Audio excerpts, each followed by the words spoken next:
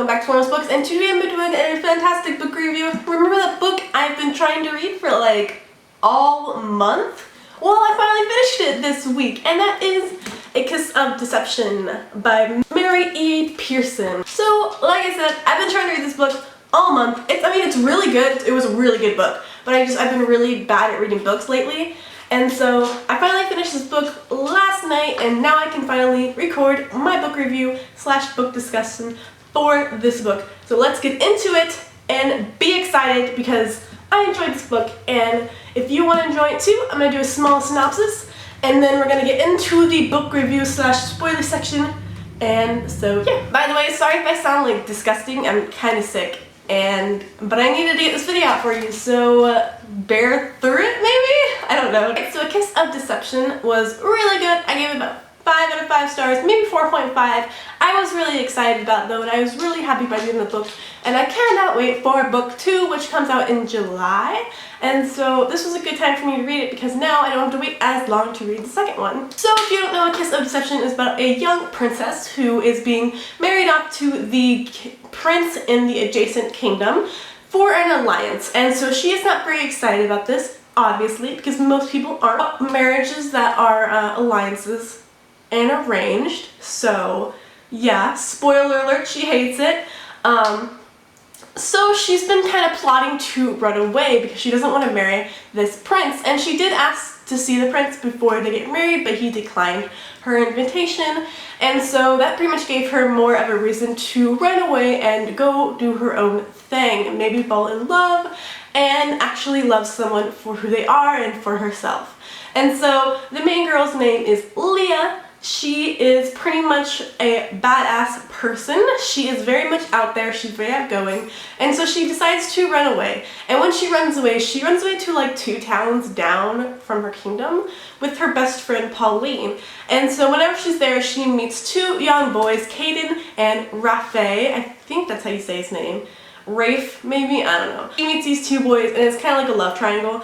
And so, but the kicker is that Caden is the assassin out to get her, and Rafe is actually the prince she was supposed to marry because he wanted to see what she was all about. So that's pretty much the synopsis of the storyline. It's pretty much just their journey together through this crazy little thing.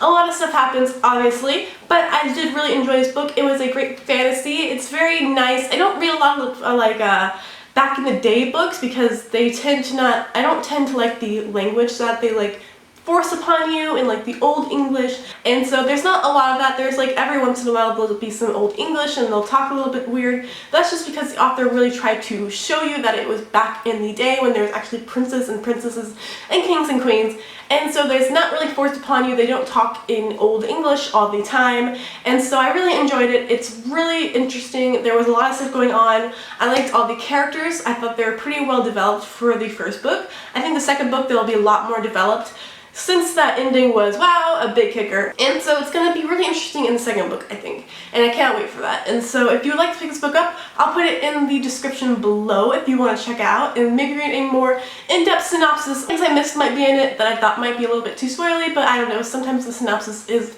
quite spoily for the most part. Okay, so let's get into the book discussion. So if you haven't read the book, I would suggest leaving at this point right now if you haven't left.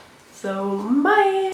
Alright, so I enjoyed this book. Like I said, it was good. I really liked Leah. I thought she was pretty cool. I mean, for a princess who's like going on her own, she was very like grounded, and it was very odd how she like just totally just like right away got into the work aspect of being like a work help. And she didn't like complain at all, really. I mean, she said that like her hands hurt after a while. She never like was like, I hate this, and tries to like run away or something like a lot of the princesses do. She was very grounded, and I like that about her. It wasn't as realistic as you'd think it would be because most princesses don't do this in their life, and so it was a little bit off that she wasn't like as put off by doing all these chores, but she seemed really cool, and I think that's why a lot of people like fell in love with her because she was so cool and she like figured out how to do all this stuff by herself and all that cool stuff. So I thought she was cool, grounded, that's cool. Pauline, I liked her. I thought she was a really good best friend. I think the bitchy part about like Leah was when she told Pauline that like what's-his-face died, because I thought that was really messed up. Like, I don't know. Either way she would have been upset, but I think it would have been a little bit better because she might find out later down the line that he's not dead and she'll be like super pissed at Leah, but I mean, you never know with these stories. So that was something I thought was kind of like messed up that I didn't think Leah should have done. Like I said, Pauline, she's really cool. I liked how she just like went off and got away with Leah, and she was just like, let's go, and she was cool with like running away, and she helped her, and she could have been like executed for that if they were found. And yeah, so I thought Pauline was a good best friend. So Caden, I liked Caden.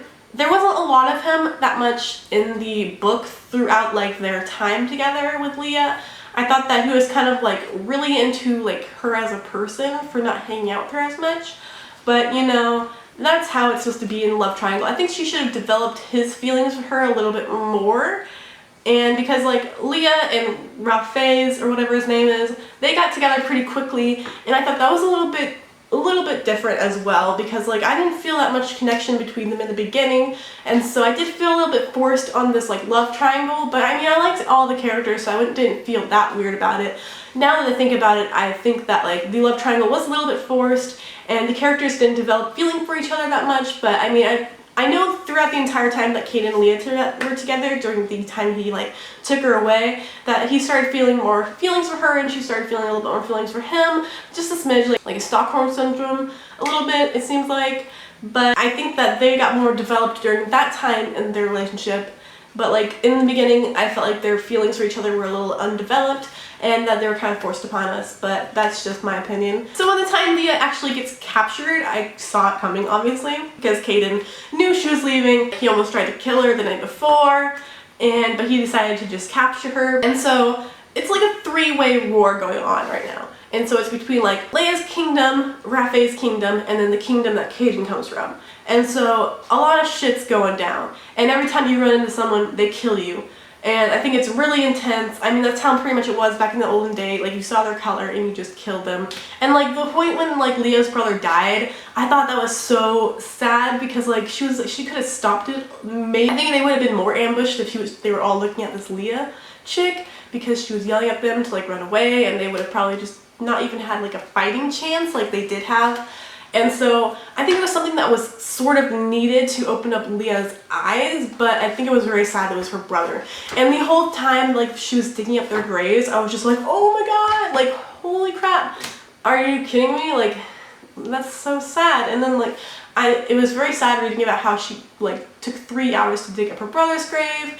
I think that she maybe should have just dug like a huge grave and put them all in it like they usually do, but that's a little bit not really how Leah rolls. And so I saw how she was going to dig each individual grave, and I really liked how like Caden and Eden and like all the other people that were with her helped her out, but didn't like actually bury them, because that's against like their law and they would get executed for it in their kingdom. And so that was really nice. The whole thing with the prince, whenever he was like trying to find her, it was something that was obviously going to happen. He was going to try to find her, and he did find her by like the last chapter of the book, obviously, because what kind of cliffhanger would it be if he found her and like took her away? And that would be the end of the book, probably, maybe. And so the prince goes and he like acts like he is the person that's the farmhand, and he gets taken with them to the kingdom because he didn't want to leave her alone in there, which I thought was pretty nice. Like, that's a cool thing for him to do. What's he gonna do there? Like, what happens when you take like other people's princes and princesses to another kingdom? Like, are they their slaves or something? I don't know. But anyway, overall, I really enjoyed this book. I gave it a 5 out of 5 stars, most likely a 4.5. for the somewhat undeveloped love triangle, but I really enjoyed it. I thought it was very interesting. It was pretty fast paced. I read it pretty quickly for the time that yesterday I read it throughout the day. I think I started like at page 100 yesterday and I finished it by the nighttime. So it was really good. I was just picking it up, even though you just read about spoilers, but you know, I think it was really good even with spoilers. You should pick it up. It's a nice little, I guess it's a fantasy because there's a little bit of magic in it and it's like in the olden days. But it was good. I would suggest picking it up. And that's pretty much everything I have for this video. If you liked it, please give it a thumbs up. And if you'd like, please subscribe to see my videos every Monday, Wednesday, and Friday. And so that's all I have. Thanks for watching. Bye!